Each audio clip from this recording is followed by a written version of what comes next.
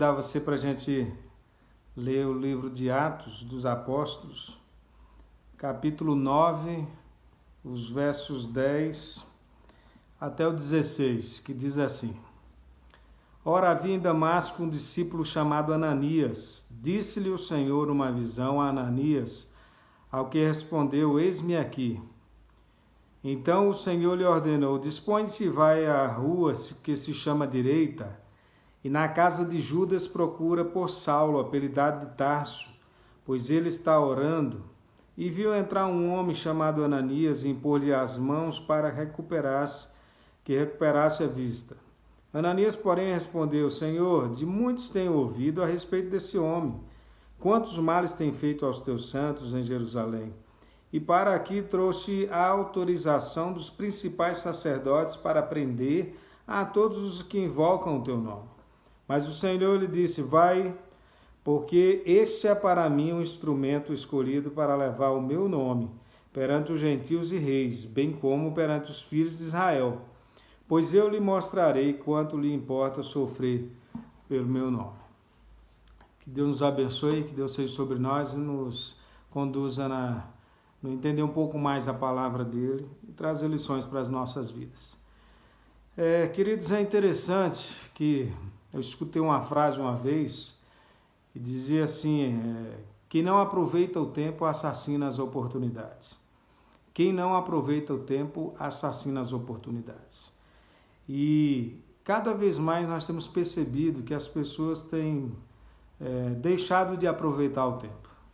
E assim as oportunidades são assassinadas ou perdidas. A gente mata as oportunidades que nós temos na vida para muitas questões. E infelizmente, principalmente nesses dias que temos vivido de pandemia e de quarentena, de ficar reclusos, presos, alguns, uma parte pelo menos, nós temos oportunidades que Deus dá para fazermos muitas coisas, para sermos bênção na vida de muitas pessoas. Mas nós perdemos a oportunidade, muitas vezes pelos nossos sentimentos de medo, de temor, de angústia, mas nós perdemos algumas oportunidades. É interessante esse texto que nós lemos, e nós conhecemos bem ele, que o capítulo 9 fala sobre a conversão de Paulo. Sabemos de Paulo a conversão dele quando o Senhor apareceu para ele no caminho de Damasco. Então ele cai, rosto em terra, e o Senhor fala com ele, ele fica sem enxergar, e então acontece agora essa visão, esse chamado do Senhor e ordem do Senhor a Ananias. E Ananias é uma pessoa temente ao Senhor, um homem temente ao Senhor, e que nesse ato de ouvir a Deus, ele também traz para nós algumas lições. Como o nosso coração se comporta diante daquilo que Deus fala para a gente viver, fazer, ser.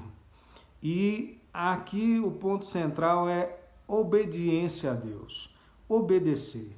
Algumas reações que Ananias teve diante da ordem do Senhor. A primeira coisa que me chama a atenção com relação a Ananias, e aqui nós não vamos falar de Paulo, aqui nós vamos falar sobre Ananias. A primeira reação aqui é o questionamento com relação à ordem do Senhor. Deus aparece para ele em sonho e diz para ele: Ananias, vai à rua direita, chamada direita, vai em tal lugar, vai estar um homem lá que estava orando e que viu na sua oração a visão de que você ia chegar lá e orar por ele e restaurar a visão dele. Mas Ananias aqui ele começa a ter uma reação que nós somos mestres em ter, que é o questionamento com relação a isso. Deus disse faça, mas aí há um questionamento. Senhor, o Senhor está entendendo bem o que é que o Senhor está pedindo? O Senhor está entendendo sobre quem o Senhor está falando? O Senhor sabia, como se Deus não soubesse, o Senhor sabia que essa situação é complicada. O Senhor sabia que Paulo vem por ordem a ameaçar, bater, escorraçar, prender os homens de Deus que estão pregando a palavra. questionar. Questionar aquilo que é a ordem de Deus para que façamos. E Deus nos dá muitas ordens. E nós somos muitas vezes igual a Ananias. Ao invés de fazermos simplesmente aquilo que Ele nos manda fazer, nós somos questionadores. Não está nada de mal em questionar. Mas a segunda reação dele, ainda no versículo 13, quando ele fala para o Senhor, é o relutar para cumprir essa ordem. Deus, é como se ele olhasse para o Senhor e falasse assim: o Senhor sabe o que é que o Senhor está me pedindo? Será que vale a pena eu fazer isso, Deus? Senhor, eu vou trazer uma bênção para alguém que está fazendo mal para conosco. Parece que no coração dele havia um ato de dizer assim: como que eu vou lá restaurar a visão de um homem que estava fazendo mal? Ainda bem que ele está cego agora. É o que parecia. A gente não sabe bem o que estava no coração de Ananias, mas na fala dele, no que ele retruca ao Senhor, traz-nos o entendimento que no coração dele havia um certo sentimento assim: será, Deus? Será que não é melhor do jeito que está? Será que eu não sei, Deus, o que é melhor do que o Senhor? Percebam que no coração nosso há a mesma questão. Quando a gente acha que devemos questionar a Deus, mas no questionar a gente também tenta justificar ao Senhor que talvez o que Ele quer para a gente não seja o bom. Talvez o bom é o que nós desejamos, aquilo que nós queremos. Talvez o bom seja deixar Paulo cego, porque eu sou homem e eu não sei o que Deus quer para mim. É interessante que a resposta do Senhor para Ananias convence ele de que de fato ele tem que ficar de boca fechada e ir lá fazer aquilo que o Senhor disse que é para ele fazer. Porque o Senhor disse para ele que esse é muito precioso para mim, esse Paulo aí é precioso.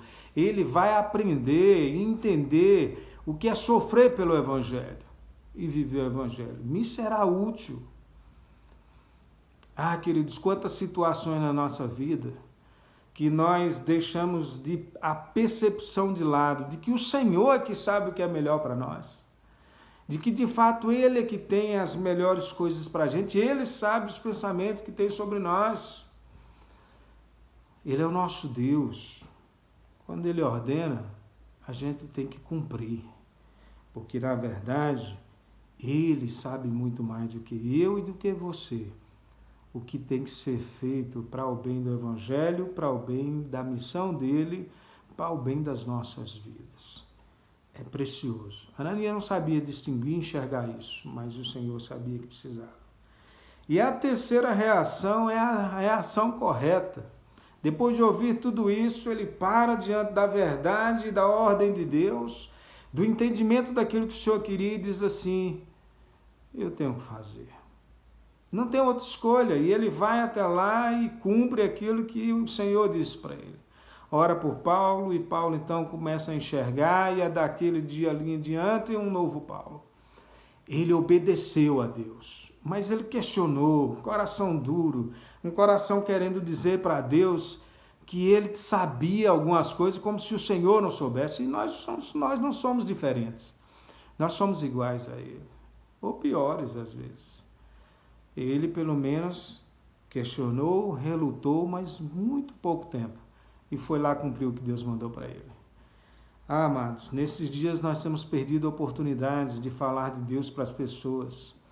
Temos preocupado tanto com o que o homem pode fazer, o vírus pode fazer, as questões que a gente não entende pode fazer de mal para as nossas vidas.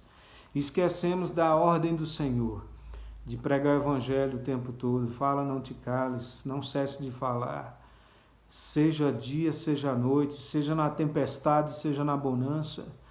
Aquele que não aproveita o tempo tem perdido oportunidades, assassinado oportunidades de falar de Deus para as pessoas. Esse é o melhor momento de tantas pessoas reclusas, doendo o coração, temerosas, o melhor momento de servos do Senhor se levantarem para ir lá e dizer para eles: Deus pode fazer algo diferente. Tudo está no controle dele. Ele é o nosso Deus.